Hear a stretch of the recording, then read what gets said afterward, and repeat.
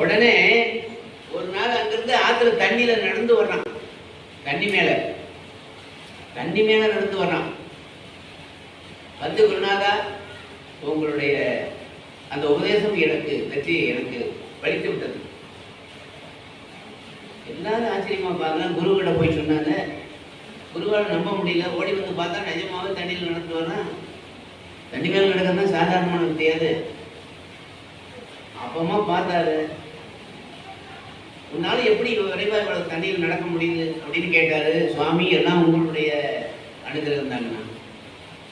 நேற்று வந்த இவனே தண்ணி மேல நடக்கிறானே, எவ்வளவு நாள பக்தி பண்ணிட்டு இருக்கிற நாம நடந்தா என்ன? குருநாதர் நினைக்கிறது, நாம நடந்தா என்ன? இவர் போய் தண்ணியில கால வச்சுட்டு முடியுது. அவன் மாதிரி தண்ணி மேல நடக்க முடியல. சீடன் தண்ணி மேல நடந்து வந்து அவரை போய் கைது காப்பாற்றான். சிசியா, உன்னால முடியறது என்னால முடியல. இது என்ன சுவாமி, நீங்க மலை மேல ஏறி குதிக்க சொல்லுங்க, குதிச்சிருவேன். டேய், நிஜமா அந்த மலை மேல ஏறி குதிடா. போய் அங்கிருந்து ஓம் நமோ நாராயண பிறடாத மாதிரி நமோ நாராயணான்னு சொல்லிட்டு கீழே குதிச்சா ஒண்ணு ஒரு காயம் மேல வந்து வணங்கி நிக்கிறான். குருபக்தி பாரு. சரி சுவாமி, நீங்க ஏறி குதிங்க கூட இருக்கு.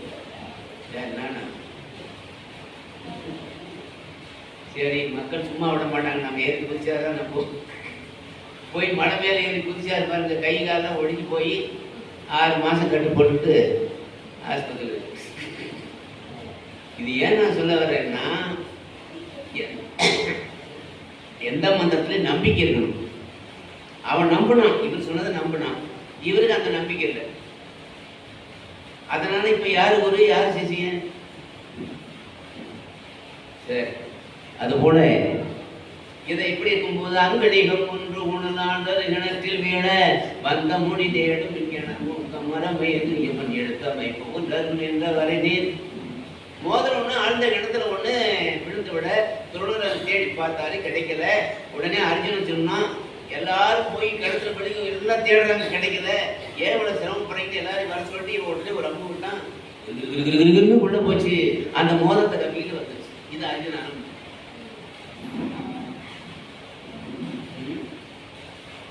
இந்த குருபக்தி என்று சொல்லக்கூடியது எவ்வளவு பெரிய சாதனை உண்டாக்குறது என்பது தெரியும். ஒரு நாள் ஆத்துல எல்லாரும் படிக்க போனாங்க. ஆத்துல படிக்க போறாங்க. மண்டிக்கணும் பெரியவங்க ஆத்துல நீராட போறாங்க. துரோணன் பேசிக்கிட்டே போறான். அர்ஜுனன் குருநா அப்பா துரியோதனன் பேசிட்டு போறான். குருநாதா, நீங்க வந்து எனக்கு நல்லா வெல்புத்தியெல்லாம் சொல்லி கொடுக்கறது இல்லை, இது எனக்கு பிடிக்கல அப்படின்னு அவன் கேட்டாரு. புரிஞ்சுக்கிட்ட, டேய், எல்லாரையும் வரிசையா உட்கார வச்சு நிறுத்தித்தானே நான் எல்லாருக்கும் பொதுவாக தானே சொல்லி கொடுக்குறேன். உனக்கு மட்டும் நான் பாராமச்சேன்னா அவனுக்கு என்னடா பாராமச்சேன்? ஒன்றும் இல்லையே. இல்லை இல்லை, நீங்க ஏதாவது அர்ஜுனுக்கு தெரியாதது எனக்கு ஒரு கற்றுக் கொடுத்தான். சரி, இது ஒரு ஆடம்பரமா, இது ஒரு சக்கரம் போட்ட, இது ஒரு மந்திரத்தில் இருந்தாட்டே இதை படித்து மனனம் செய்து கொண்டு உடனே ஒரு அம்பு விடு. உடனே அதை மனனம் செய்து கொண்டு பார்த்துக்கிட்டு உடனே ஒரு அம்பு விட்டான். மேல போச்சு. ஒவ்வொரு இலையா தொடவு போட்டு வந்துருச்சு.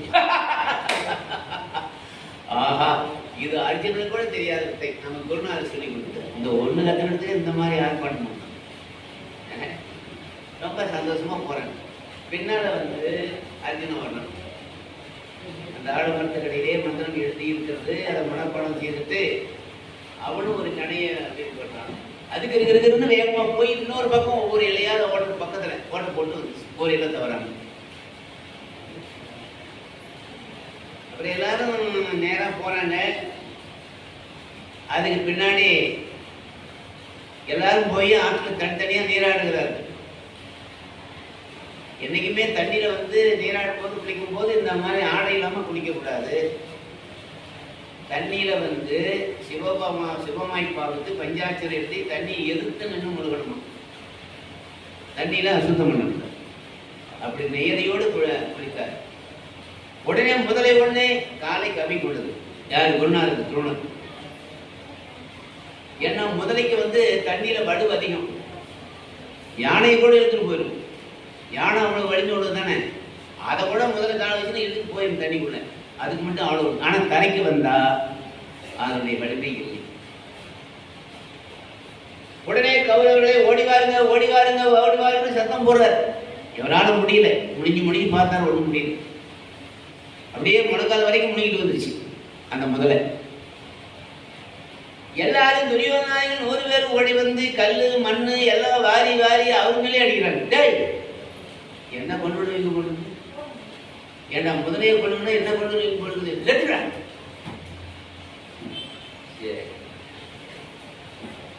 அர்ஜுனா வருக, அவனால தான் முடிவு நினைச்சார். அர்ஜுனா வருக அர்ஜுனா வருக அர்ஜுனா வருக. அங்க அவன் தனியா குளிச்சுட்டு இருக்கான். மற்ற பாண்டவர்கள்லாம் ஒரு படித்துறையில் நின்றார்கள். துரியோதனாதிக்கு மட்டும் 100 பேர் தனியா, இப்படி தனித்தனியா. உடனே அவன் எப்படி வர்றான், குருநாதருடைய சத்தம் கேட்டு,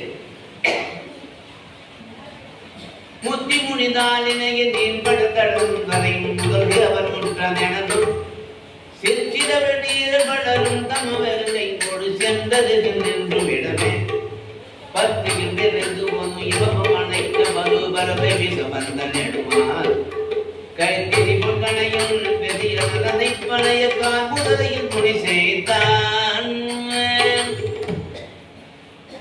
திருமாலுக்கு பூஜை செய்ய குளத்துல மலர் எடுத்த கஜேந்திரம் என்று சொல்லக்கூடிய யானையுடைய கால முதலையை பற்றிய போது ரெண்டுமே சாபத்தினால ஒண்ணு முதலையா இருக்கு, ஒண்ணுங்க யானையா இருக்கு.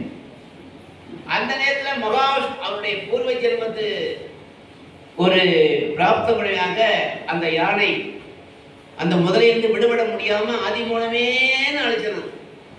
அப்போது மகாவிஷ்ணு கருட வாகனத்தில் வேகமாக வந்து முதலையை கொன்று யானையை காத்து அந்த இடத்துல காத்தது மாதிரி அர்ஜுனன் வேகமா ஓடி வந்து வில்ல வளைச்சு ஒரு கணை விடுகிறான். அப்படி உள்ள போய் அந்த முதலையை கொன்று விட்டு உடனே வந்து விட்டது அந்த அஸ்திரம். அப்பதான் குருநாதர் தடு மாதிரி மேல சிறிது காயத்தோடு வந்து அர்ஜுனை கட்டி பிடிச்சிட்டார். அர்ஜுனா, உண்மையிலேயே நீதான் என் உயிரை காத்தாய் அப்படின்னு அவரை தழுவி கொண்டார்.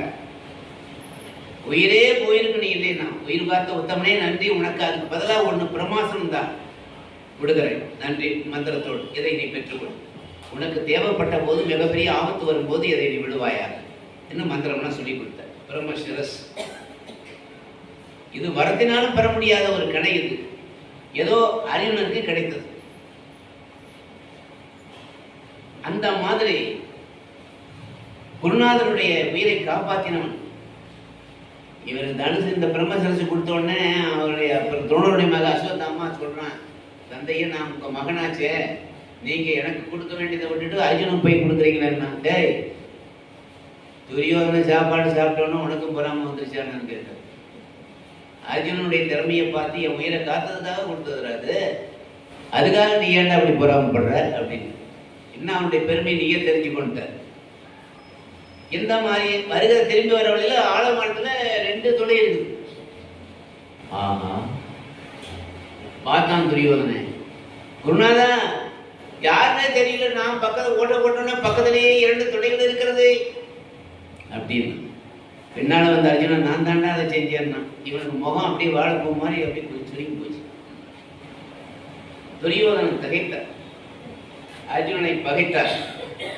என்னடா இதையும் தெரிந்து கொண்டானே, நம்ம ஒன்றுதான் தெரிஞ்சுன்னா ஆச்சரியமா அன்பா நினைக்கும் போது எதையும் இவன் தெரிந்து கொண்டு விட்டானே அப்படின்னு எந்த வகையிலே பார்க்கின்ற போது நேரம் ஒரு தடவை ஒரு ஆலமரத்துக்கு அடியில் கொண்டு போய் நேரத்துக்கு மேல அந்த துணியினால் செய்யப்பட்ட ஒரு கொக்கு மாதிரி ஒரு பறவை மாதிரி மேல ஆலமரத்தினுடைய மேல உச்சியில வச்சார். எல்லாரையும் வரிசையா நிறுத்தினார். நிறுத்திட்டு இத பாருங்க, யார் ஒருவர் அந்த பறவையினுடைய கழுத்தை துண்டு பண்ணுகிறார்களோ அவன் தான் அறிவாளி, திறமசாலி, வீரர் அப்படின்னு. சரி சுவாமி. அங்கிருந்து சரி சொல்லிட்டு உடனே அதை வரிசையா நிக்கிறாங்க. முதல்ல வந்து தர்மரை கூப்பிடுகிறார் துரோணர். தர்மா, இங்கே வா சுவாமி, எல்லையிடு. நம்ம மரம் தெரிகிறதா? தெரியுது. கிளை தெரியுதா? அதுவும் தெரியுது. இலை தெரியுதா? அதுவும் தெரியுது. நான் தெரியுதுன்னா நீங்களும் தெரியுறீங்க. விட்டார் வெளில வச்சுட்டு போட தர்மரும் பேசாம வச்சுட்டு போயிட்டார். தர்மருக்கே என்ன தெரியுதா? சரி, உடனே கர்ணனை கொடுத்தார். கர்ணா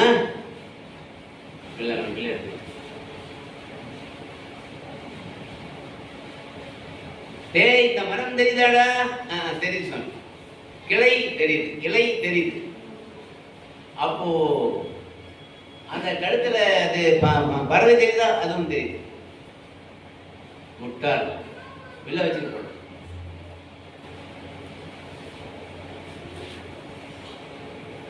மூணாவதா அர்ஜுன கூப்பிட்டார். கண்ணே அர்ஜுனா வந்து. மூணாவதா துரியோதனன் கூப்பிட்டார். துரியோதனன் தான், சுவாமி பிள்ளைடு ஏற்கனவே நான் எடுத்து கையில் வச்சிருக்கேன். இந்த மரம் தெரியுதா? என்ன சாமி பகல்ல எவ்வளவு பெரிய மரம் தெரியாதா? நல்லாவே தெரியுது. கிளை தெரியுதா? எல்லாம் தெரியுது. இலை பச்சை பசையன்னு இருக்கு. நான் தெரியுதுன்னா புத்துக்கிழமா நிக்கிறீங்களா? அப்புறம் நான் தெரியாம போச்சேன்னு. சரி, முட்டானே வெளில வச்சுட்டு போடா. அப்படியே பேய் அடைஞ்ச மாதிரி ஆகி போய் துரியோதனுக்கு வெளில வச்சுட்டு போயிட்டான். கடைசிதான் நம்மளே முட்டாருன்னு சொல்லிட்டாரு. அப்படி அர்ஜுனா வருக. சுவாமி பிள்ளையடு. மரம் தெரிகிறதா? தெரியல சுவாமி. துரியோதனன் நினைக்கிறான், பட்டம் பகல் இவ்வளவு பெரிய மரம் தேர்ந்தேங்கிறானு, என்னடா மாடக்கண்ணாயி போச்சு அவனுக்கு. கிளை தெரியுதா? தெரியவில்லை சுவாமி. இலை தெரியுதா? அதுவும் தெரியவில்லை. இப்போது நான் தெரிகிறேனா? நீங்க கூட என் கண்ணுக்கு தெரியல. போச்சு, அவ்வளவுதான், என்னை முட்டான்னு சொல்ல போற அப்படின்னு துரியோதனன் செஞ்சுக்கிட்டு இருக்கான். வேற என்னடா உன் கண்ணுக்கு தெரியுதுன்னாரு. அந்த பறவையுடைய கழுத்து மட்டுமே எனக்கு குறியாக தெரியும். விடுறாம வேகமா பிம்பா அந்த கழுத்தை அரித்து விட்டு வந்து விட்டது பறவையுடைய கழுத்து. எல்லாரும் ஆச்சரியப்பட்டாங்க. குறி வைப்பவனுக்கு குறி மட்டுமே கவனம் இருக்கணும், மற்ற பொருள் தெரியக்கூடாது, அந்த சிந்தனை வரக்கூடாது. குறிப்பில் குறிப்பு உணர்வாரை உறுப்பினர் யாது கொடுக்கும் கொள்ளு. அந்த மாதிரியான இதை குறி தவறாதவன் ஆகியனாலே தான் இவன் மிகச்சிறந்த வீரனாக வழி. இதெல்லாம் இப்படியெல்லாம் பல வகையில முடிக்கிறது நிறைய இருக்கு, சொல்ல நேரம் இல்லை.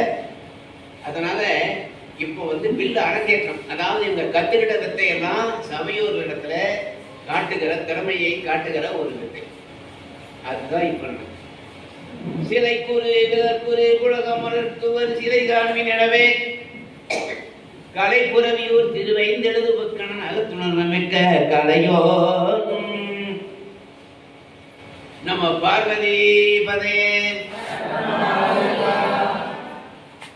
வெற்றிவேல் முருகனுக்கு, ஞானவேல் முருகனுக்கு, தாதா நம்மள கோவிந்தா.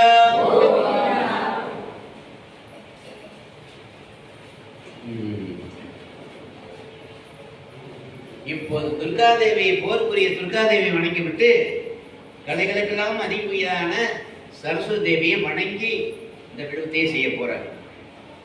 கலைகளெல்லாம் அல்லே கருபவலே நம் கண்டே தமிழாக இருப்பவலே. கலைகளெல்லாம் அல்லே கருபவலே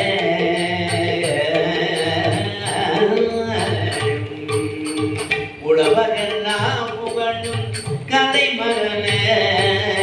உழவரெல்லாம் புகழும் கலைமகனே. அன்பு பொங்கி தரும் தேவரும் பெருமுருவே. கலைகளெல்லாம் நல்லே கருபவனே கணனே தம்பியிலாக திகழ்பவனே. வினையை கையினில் நீ எடுத்தாய், வெள்ளை கடையினை நீ முடுத்தாய். வாடிய போதம் நீயனம் நல்ல பற்றாத கல்வி செல்வம் நீயருள்வாய் நல்ல பற்றாத கல்வி செல்வம் நீயருள்வாய் கடைகளெல்லாம் நல்லே தருமவளே தமிழாக திகழ்பவளே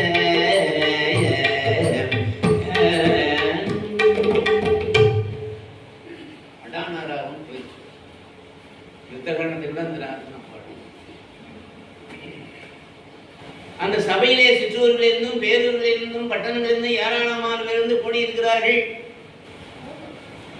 விண்ணிலே தேவர்கள் சித்தர்கள் எல்லாம் வேடிக்கை பார்க்கிறாங்க. பாண்டவரும் கௌரவரும் குருநாதரை வணங்கி தங்கள் கற்ற வித்தையெல்லாம் எல்லோருடைய பாராட்டையும் பெற வேண்டும் என்று சொல்லி தயாரா இருக்கிறாங்க.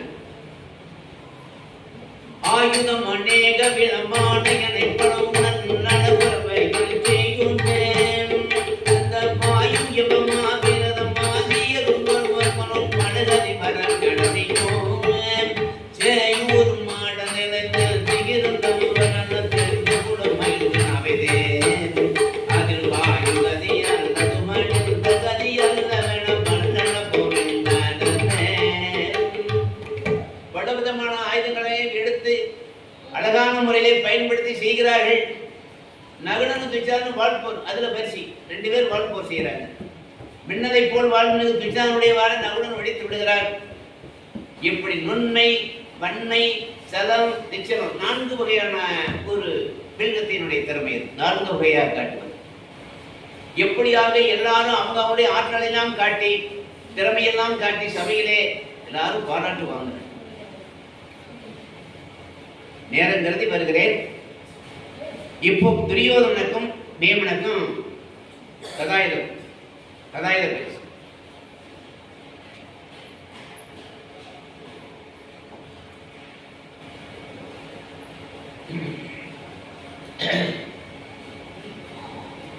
ஒத்த வழியோர் வழியும் ஒத்த திரளோர் திரளும் ஒத்த வினையோர் வினையும். 2 பேரும் 10,000 யானை பலம் படைத்தவர். 2 பேரும் துரோணருடைய சீடர்கள். 2 பேரும் சமமான வில்வத்தை மல்யுத்தம் செய்து கொள்ளக்கூடியவர்கள். அதனாலே இப்படிப்பட்ட வகையில அம்புயம் மலர்ந்த அரசன் மகனும் அணிலன் சிறுவனும், குருட்டரசனுடைய மகனும் தேவேந்திரனுடைய மகனும் அப்படின்னு சொல்றாரு. அப்படி 2 பேரும் மத்த கயத்தோடு பராமரம் எடுத்து கோலம் மரபோ பீமனும் துரியோதனும் கதை போர் செய்யறாங்க, கதாயுத போர். படனுடைய காது செவிடாதது. 2 பேரும் தாவி அப்படி அடிக்கின்ற போது கதாயுதனுடைய ஒளி அப்படி நெருப்பு பறக்கிறது.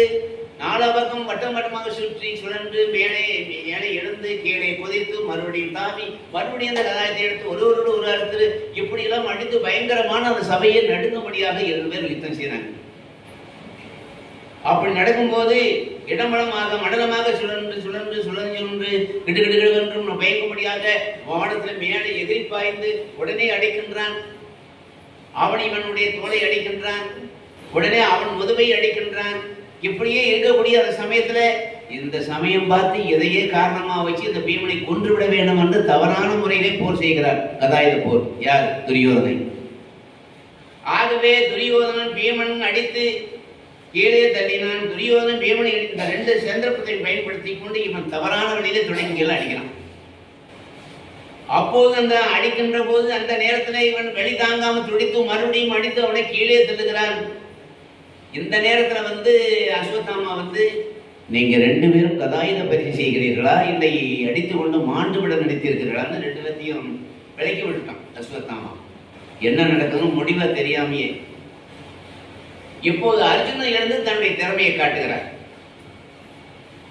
குருவனுடைய கண் குறிப்பை தெரிந்து கொண்டு தாமரை பாதத்தில் விழுந்து வணங்கி, குரு பிரம்மா குரு விஷ்ணு குரு தேவா மகேஸ்வர குரு சாட்சாத் பரபிரம்ம தஸ்மை ஸ்ரீ குருவே நம. குரு பக்தியினாலே குருவனை வணங்கி உடனே அவன் தன்னுடைய விழுந்தத்தை காண்க ஆரம்பிக்கிறான். வேதி மகவான் மதனையாயுத புரோகிதன் விரோதனம் உணர்ந்த மண்ணும் மனதாலும் தாழை முடி வைத்துகிறது தனி இழந்தவனை சாவக பதத்து தெய்வமே ஜாலி அரபங்கள் உடன் தண்ணி சனியல் திறமையவை எவையே கணமுண்டா மழையின் வினோத முறப்பை மொழி மன்னர் மதியும் மலைங்க. உடனே அந்த பிள்ளை எடுத்து அந்த நான்கைத்த வளைக்கிறான். அந்த பில் ஓசை நான் ஓசை இருந்து எல்லாரையும் நடுக்க வைக்கும். ஏன்னா அர்ஜுனுடைய பிம்பத்தை முழுமையாக பார்ப்பதற்கு வாய்ப்பு இல்லாதவன்னு அன்னைக்கு பார்க்கிறேன். உடனே என்ன செய்தான்? உடனே ஒரு கனி விடுத்தான். அப்படி போனோடனே எங்க பார்த்தாலும் யானை கூட்டம் இருந்தது சபையில். எல்லாரும் பயப்படுறாங்க. உடனே அதை மாற்றுவதற்காக வேறொரு கனை விடுகிறான். அது வந்து யானை கூட்டத்தை மறைச்சு சிங்க கூட்டம், சிங்கம் வந்து யானை கூட்டத்தை மறைச்சிருச்சு. அதுக்கு எது பகையோ அது. உடனே நேராக அங்கிருந்து இன்னொரு கனை விடுகிறான் வேகமாக. அது எங்க பார்த்தாலும் அந்த சபையில ஒரே பாம்பு கூட்டம். ஐயோ பாம்பு பாம்பு. எல்லாரும் அதை நினைச்சுட்டு உட்கார்ந்துக்கிறதா எதிரிக்கிறதான்னு தெரியாம முடிக்கிறாங்க. உடனே இன்னொரு கனை விடுகிறான் கருடாசனம். கிருகிருகிருன்னு வேகமா போய் பாம்புகளை எல்லாம் கபலீகரம் செய்து கருடாசனம் மறைத்து விடுச்சு. அதுக்கப்புறமா உடனே ஒரு அக்னி ஆசனம் விடுகிறான். உடனே சபையில எங்க பார்த்தாலும் அக்னி ஆசனம். எல்லாம் பயப்படும் போது இன்னும் ஒரு கனை விடுகிறார் வருணாசனம்.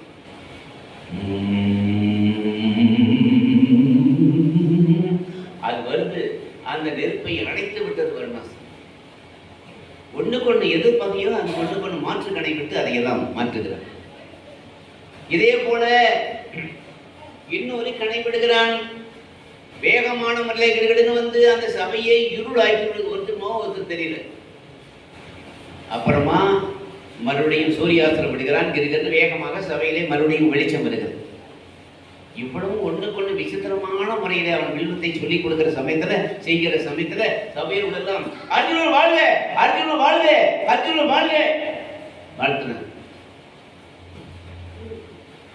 இவன் தலைமணிக்கு அந்த வார்த்தையை ஏற்றுக்கொள்கிறான். அப்போ இதையெல்லாம் பொறுமையோடு பார்த்து கொண்டிருந்து பெருமூச்சு விட்டுக் கொண்டிருந்த கர்ணன் சூரியகுமாரன் எழுந்தான். எப்படி எழுகிறான்னு சொன்னா, மங்கள் சூழ் விவாடம் மூடின் மஞ்சமோடு கொஞ்சமான மீடம் என்ன அவையிருந்த அரசமும் சிங்கமென்னும் மாதடந்த சிங்கநாதமும் செய்தான் மங்கஜாத பரிமளங்குள் பானுராச சூடுவே மங்கஜாத பரிமளங்குள் பானுராச சூடுவே.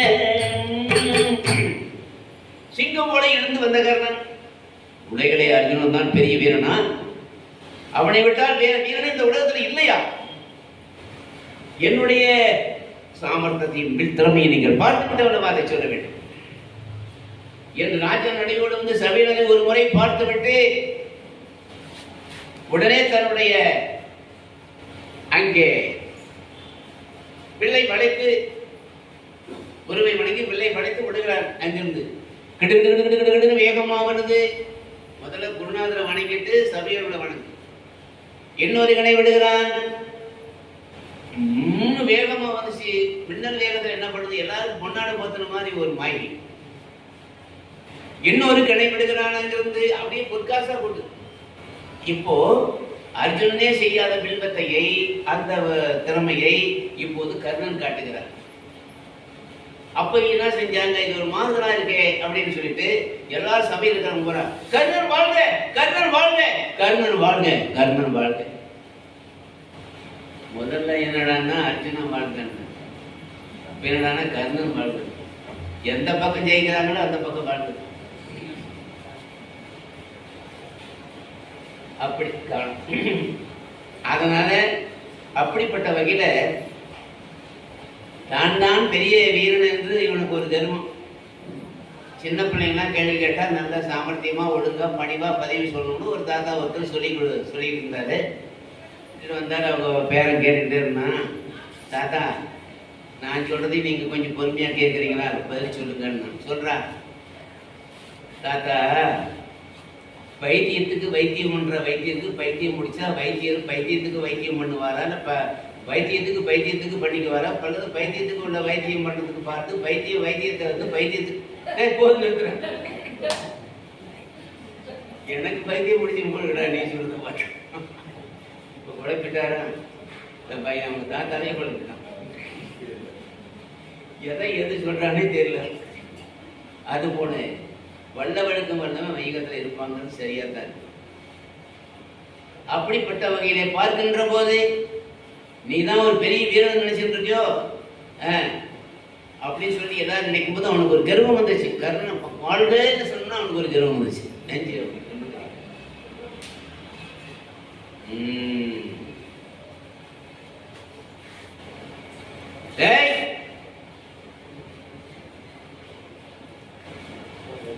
அர்ஜுனா, பெரிய வீரன் என்று காட்டிக்கொண்டாயே, நீ உண்மையிலே வீரன் தான் என் கூட யுத்தத்துக்கு வாட. நீ உண்மையிலே வீரன் தான் என் கூட யுத்தத்துக்கு வா அப்படின்னு சொல்லி அந்த இடத்துல கேட்கிறான். ஓ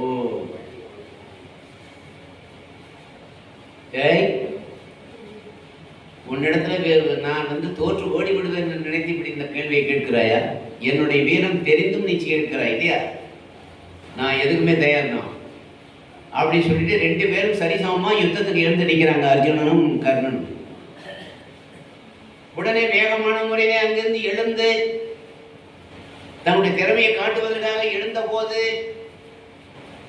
அந்த துரியோதனன் பக்கத்துல கிருபாச்சாரின்னு ஒருத்திருக்காரே, துரோணனுடைய மைத்துனர், நில்லு, நீங்க 2 பேரும்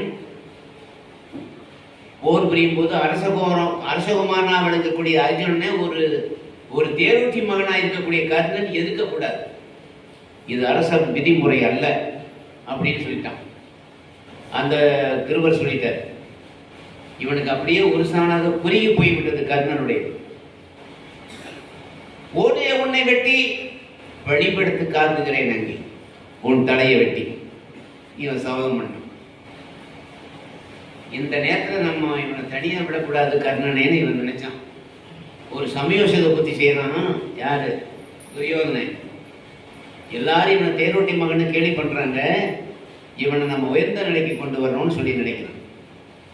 இந்த அறிஞர் பெஞ்சர்னு சொல்லி வெளிநாட்டில் ஒருத்தர் இருந்தார், மிகப்பெரிய அறிவாளி, எதையும் நல்லா ஆய்ந்து சொல்லக்கூடிய அறிவாளி. ஒரு நாள் ஒரு விருந்துக்கு போனாரு. அந்த விருந்துல அழகான 2 பெண்களும் வந்து கலந்துட்டு இருக்காங்க. அவங்க 2 பேரும் விருந்து முடிஞ்ச உடனே இந்த அறிஞர்கிட்ட வந்தாங்க. எங்க 2 பேருடைய கைகள்ல எது அழகான கைன்னு சொல்லி கேட்டாங்க. 2 பேர் கையுமே அழகாத்தான் இருக்குது, ஆனா இதை சொன்னா ஒத்துக்க மாட்டாங்கன்னு பார்த்தாரு. அவர் யோசனை பண்ணாரு. அவர் சொன்னார், நீங்க 2 பேருடைய கைகளை யாருக்கு ஏழை எளியவருக்கு தான தர்மம் யாராவது செஞ்சிருந்தீங்கன்னா அது அழகான கையினாரு. 2 பேருமே ஒருத்தர் பார்த்துட்டாங்க. ஏன்னா 2 பேரும் அதை செய்யலை. என்னை மன்னிச்சுங்க சாரின்னு போயிட்டாங்க. சமயோசிதமாக அப்படி சொன்னாங்க. அது போல துரியோதனன் என்ன சொல்றான் இப்போ? கற்றவன்கும் நலன் நிறைந்த கண்ணியங்கும் வன்மைகள் மூன்றவன்கும் வீரர் என்று உயர்ந்தவன்கும் வாழ்வுடை போன்றவன்கும் உண்மையான போதை ஞான சரிதரம் நன்றவன்கும் உண்டு சாதி நன்மை தீமையில் கற்றவருக்கு ஜாதி கிடையாது. அறிவுள்ளவன் எந்த இடத்திலும் பிறக்கலாம். நலமுறையை கண்ணிருக்கும் கிடையாது. அழகான பெண் அருந்ததியில் குளத்திலே பிறந்தாலும் போனா திரும்பி பார்க்கத்தான் செய்வார். அழகு வந்து உயர்ந்த குளத்திலே தான் பிறப்பவருக்கு இருக்கும் என்று சொல்ல முடியாது.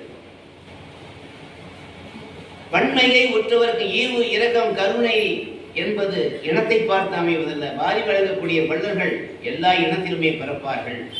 என்ன ஜாதியில்தான் ஈவிரக்கம் இருக்கும் என்று யாரையும் குறிப்பிட்டு சொல்ல முடியாது. எனவே வன்மையை உற்றவருக்கும் ஜாதிகள்,